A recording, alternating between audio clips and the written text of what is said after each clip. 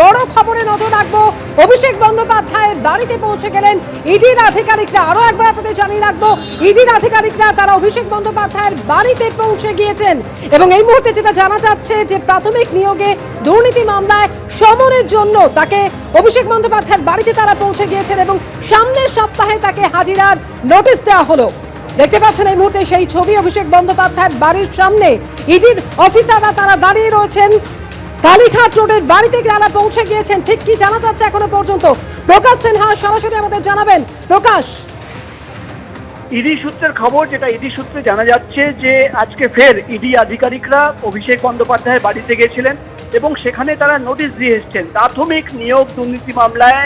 ED সূত্রের খবর যে অভিষেক বন্দ্যোপাধ্যায়কে তলব করা হয়েছে সিজিও কমপ্লেক্সের ইডি দপ্তরে। তোমার মনে থাকবে প্রাথমিক নিয়োগ দুর্নীতি মামলায় একাধিকবার অভিষেক বন্দ্যোপাধ্যায়কে এর আগেও তলব করা হয়েছে। তিনি একবার সিজিও কমপ্লেক্সের দপ্তরে গিয়েছিলেন, তাকে জিজ্ঞাসাবাদ করা হয়েছিল। কিন্তু যেটা ইডি সূত্রের খবর, ফের নতুন করে তাকে তলব করা হয়েছে প্রাথমিক নিয়োগ দুর্নীতি মামলায়। ইডি সূত্রের খবর যে আজকে ইডির অফিসাররা তার কালীঘাটের বাড়িতে চলে যান এবং সেখানে গিয়ে তাকে নোটিশ সার্ভ করা হয়েছে। এবং যেটা ইডি সূত্রের খবর, এক্স্যাক্ট ডেট এখনো পাওয়া যাচ্ছে না, কিন্তু 14 তারিখ বা 15 তারিখ অর্থাৎ দ্বিতীয় সপ্তাহে এই দুদিনের মধ্যে একদিন তাকে তলব করা হয়েছে।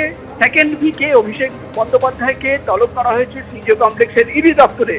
এবং যেটা ইডি সূত্রের খবর, যেটা ইডির আধিকারিকরা দাবি করছেন, তুমি জানো প্রাথমিক নিয়োগ দুর্নীতি মামলায় তোমার মনে থাকবে যে অভিষেক বন্দ্যোপাধ্যায় তিনি কিন্তু ইডি দপ্তরে গিয়েছিলেন, একাধিক নথি তিনি জমা দিয়েছিলেন এবং সেই সমস্ত নথি খতিয়ে দেখার পর এবং যেটা ইডি সূত্রের খবর যে নতুন বেশ কিছু তথ্য সামনে এসছে। তোমার মনে থাকবে প্রাথমিক নিয়োগ দুর্নীতি মামলায় লিপস অ্যান্ড বাউন্সের নাম সামনে এসেছিল এবং ইডির তরফে যে চার্জশিট জমা করা হয়েছিল, সেই সিবিআই তরফে যে চার্জশিট জমা করা হয়েছিল সেখানে কিন্তু লিপস অ্যান্ড বাউন্সের একাধিক নাম ছিল, অভিষেক বন্দ্যোপাধ্যায়ের নাম দেওয়া হয়েছিল। এবং যেটা ইডির তরফে দাবি করা হচ্ছে যে যেভাবে টাকা পৌঁছে গেছিল লিপস অ্যান্ড বাউন্সের একাধিক অ্যাকাউন্টে এবং যেভাবে টাকা নেওয়া হয়েছে সেই সমস্ত তথ্য সামনে রেখে তোমার মনে থাকবে একটা অডিও ক্লিপিং অর্থাৎ একটা অডিও রেকর্ডিং এর কথা বলা হচ্ছে, যেখানে কিন্তু বারবার কালীঘাটের কাকু সুজয় কৃষ্ণ ভদ্র তিনি তার মুখে কিন্তু অভিষেক বন্দ্যোপাধ্যায়ের নাম শোনা হয়েছিল এবং যেভাবে টাকার লেনদেনের তথ্য সেই অডিও রেকর্ডিং এর রয়েছে সেই তথ্য সামনে রেখে। এবং যেটা ইডির দাবি করা হচ্ছে যে লিপস অ্যান্ড বাউন্স যে কোম্পানি, সেই কোম্পানির অ্যাকাউন্ট খতিয়ে দেখার পর যেটা দেখা যাচ্ছে যে অভিযোগ উঠে আসছে যে চাকরি বিক্রি করে টাকা এসছিল, ঠিক সেই সময় কিন্তু একাধিক সম্পত্তি কেনা হয়েছে এবং অ্যাকাউন্টে কিন্তু নগদ টাকা জমা পড়ছে। অর্থাৎ যেটা ইডি সূত্রের খবর, নতুন কিছু তথ্য, সেই তথ্য সামনে রেখেই কিন্তু ইডি আধিকারিকরা অভিষেক বন্দ্যোপাধ্যায়কে জিজ্ঞাসাবাদ করতে চান। একেবারেই তুমি আমাদের সঙ্গে থাকো। যে খবরে আমরা রয়েছি, অভিষেক বন্দ্যোপাধ্যায়ের বাড়িতে পৌঁছে গেলেন ইডির আধিকারিকরা।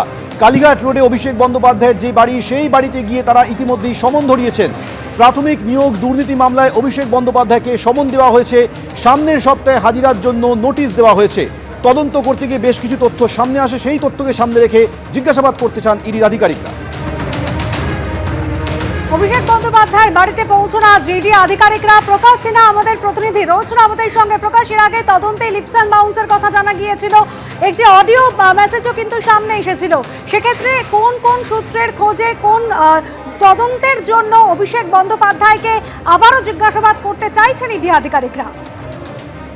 দেখো, তুমি জানো ইডি আধিকারিকরা মূলত মানি লন্ডারিং অর্থাৎ টাকার যে লেনদেন হয়েছে সেই তথ্য সামনে রেখেই কিন্তু তদন্ত করেন। অর্থাৎ টাকা চাকরি বিক্রি করে যে কোটি কোটি টাকা তোলা হয়েছিল বাজার থেকে, চাকরি বিক্রি করে তোমার মনে থাকবে সিবিআই তরফে যে চার্জশিট জমা পড়েছে সেখানে কিন্তু একাধিক অভিযোগ আনা হয়েছিল।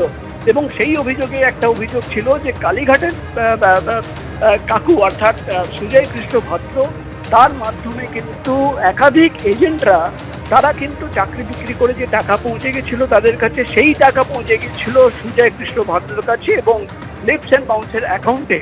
এবং একটি অডিও রেকর্ডিং এর বেশ কিছু ট্রান্সক্রিপশন চার্জশিটের কপিতে ছিল এবং সেখানে যেটা দাবি করা হচ্ছিল যে একাধিক ব্যক্তিদের সঙ্গে বৈঠক করার সময় সুজয় কৃষ্ণ ভদ্র দাবি করছেন যে সাহেব মানবেন না, অর্থাৎ কিভাবে টাকার লেনদেনের তথ্য সামনে ছিল, কত টাকা দিতে হবে, কত টাকায় চাকরি বিক্রি করতে হবে, সেই যাবতীয় রেকর্ডিং এ কিন্তু তথ্য পাওয়া গেছিল। এবং সেই তথ্য সামনে রেখে যখন ইডি আধিকারিকরা দাবি করছেন যে তারা কিন্তু তদন্ত শুরু করেন, এবং যেটা দেখা যাচ্ছে, যেটা ইডির তরফে দাবি করা হচ্ছে, যে দেখা যাচ্ছে যে যেভাবে এই অভিযোগ উঠে আসছে যে সময় একেবারেই প্রকাশ অভিষেক বন্দ্যোপাধ্যায় তার বাড়িতে আমরা দেখতে পাচ্ছি সেই ছবি। ইডির আধিকারিকরা তারা কিছুক্ষণ আগেই পৌঁছে যান, তাকে তলব করা হয়েছে এবং যেটা জানা যাচ্ছে সামনের সপ্তাহেই হাজিরার জন্য তাকে নোটিশ দেওয়া হলো। কালীঘাট রোডের বাড়িতে গিয়ে আজকে তাকে সমন দিয়ে এলেন ইডির আধিকারিকরা। প্রাথমিক নিয়োগ দুর্নীতি মামলায় সমন দেওয়া হলো অভিষেক বন্দ্যোপাধ্যায়কে, সামনের সপ্তাহে তাকে হাজিরার জন্য নোটিশ দেওয়া হয়েছে।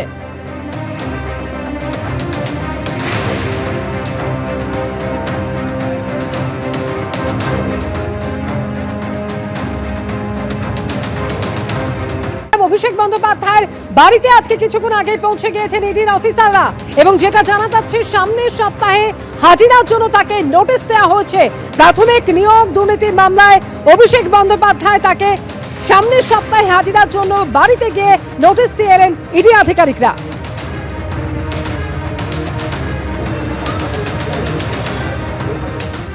গ্রেপ্তার তৃণমূল নেতা জয়প্রকাশ মজুমদার, এবং যেটা জানা যাচ্ছে যে ফ্ল্যাট সংক্রান্ত বিবাদ, ফ্ল্যাট দখলের অভিযোগ ঘিরে জয়প্রকাশের সঙ্গে বাড়িওয়ালার বিবাদ হয়, শ্লীলতাহানির অভিযোগে গ্রেফতার করা হলো জয়প্রকাশ মজুমদারকে।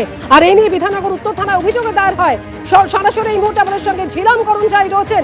ঝিলাম, বিধাননগর উত্তর থানায় অভিযোগ দায়ের হয়, ঠিক কোন অভিযোগের ভিত্তিতে এই গ্রেফতারি?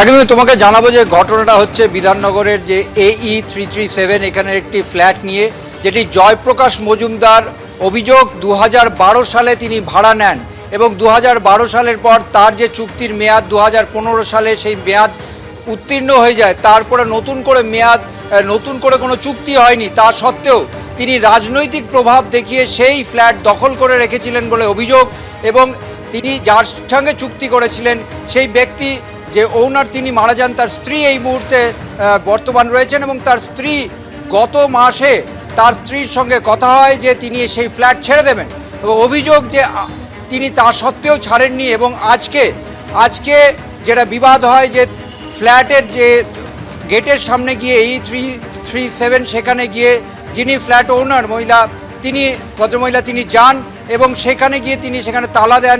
সেই তালা খোলা এবং ভাঙা নিয়ে বিবাদ হয়, বচসা হয়, ধাক্কাধাক্কি হয়।